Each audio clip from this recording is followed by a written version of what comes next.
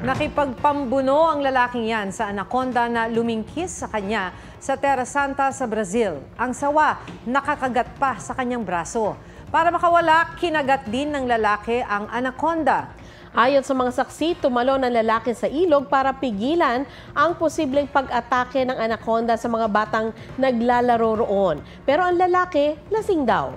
Nagkasugat siya sa braso pero hindi na nagpagamot dahil wala raw siyang iniindang sakit.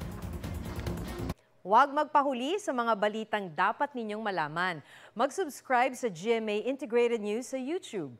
Sa mga kapuso abroad, subaybayan nyo kami sa GMA Pinoy TV at sa www.gmanews.tv.